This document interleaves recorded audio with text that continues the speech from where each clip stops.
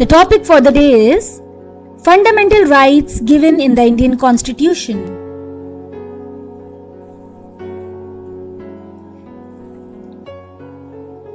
The first fundamental right is right to equality.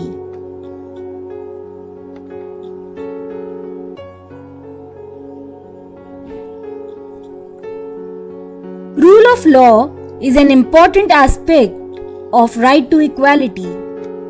It means rules and regulations are same for every Indian citizen. There is no discrimination on the basis of caste, religion, gender, etc. Right to equality establishes the basic law in India that everyone is equal.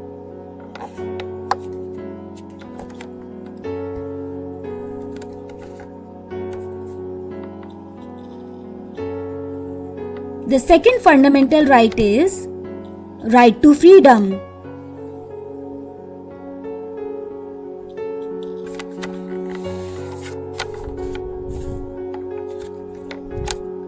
Every Indian citizen is free to speak and express views as a free citizen of the country. Today, media has become one of the important channels to express our freedom. This right also includes freedom to assemble or gather in groups peacefully or form clubs, unions, or any such association. We are free to move from one state to another, like from Rajasthan to Tamil Nadu or from Gujarat to Bihar. We also have freedom to become a teacher or a shopkeeper, an engineer or a fashion designer, a journalist or a trader. However, we need to remember that right to freedom becomes meaningful with the concept of reasonable restrictions. For example, you have right to speak, but it does not mean that you abuse someone. You have freedom to reside anywhere, but it does not mean that you trespass in anybody's house to reside.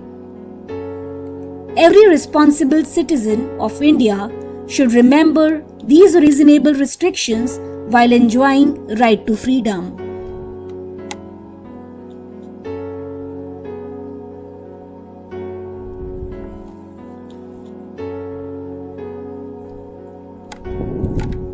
The third fundamental right is right to freedom of religion.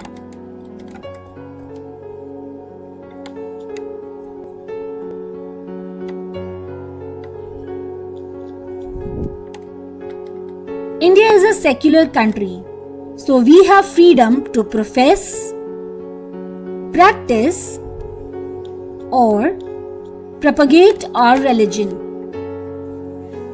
There is no discrimination between a Hindu or a Sikh, a Muslim or a Buddhist, a Christian or a Parsi. That's why in India we can see a church as well as a mosque along with Hindu and Jaina temples. Religious diversity is possible in India because of right to freedom of religion. It reflects India as a secular country where every citizen has the freedom to profess, practice, and propagate any religion.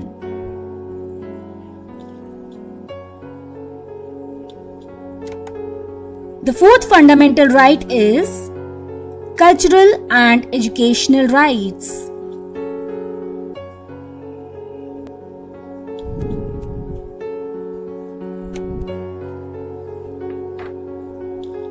This right preserves the right of every citizen of India to conserve his or her culture, language, or script. Minorities or the group of people who are less in number may also establish their educational institutions. It shows that Indian Constitution helps to protect the interests of not only majority population but also minorities in the country.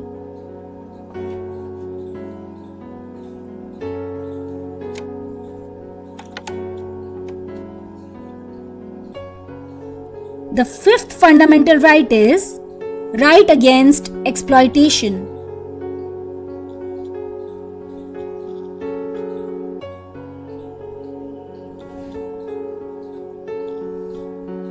You must have heard that child labor is banned.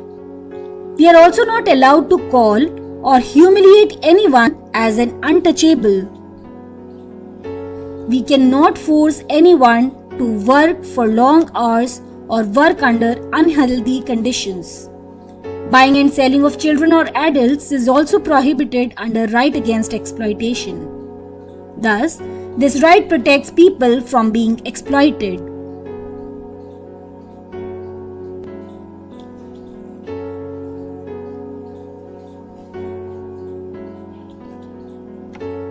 The sixth fundamental right is right to constitutional remedies.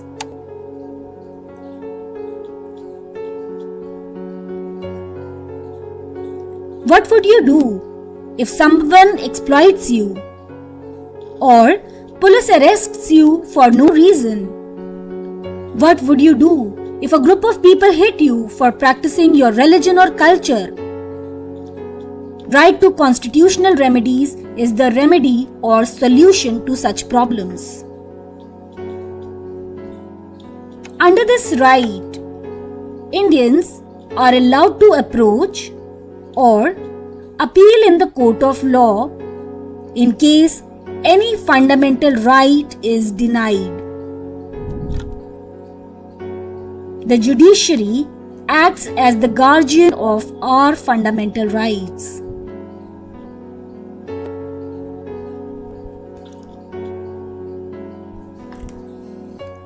So these are the 6 fundamental rights given in the Indian Constitution. These fundamental rights lay the foundation of our democratic setup. They protect the secular nature